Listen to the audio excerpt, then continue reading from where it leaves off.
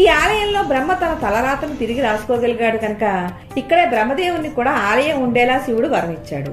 అందుకనే ఈ ఆలయంలో ఉండే శివుణ్ణి బ్రహ్మపురీశ్వరుడుగా, అమ్మవారిని బ్రహ్మనాయకిగా లేదా బ్రహ్మ సంపత్ గౌరిగా పూజలు చేస్తూ ఉన్నారు.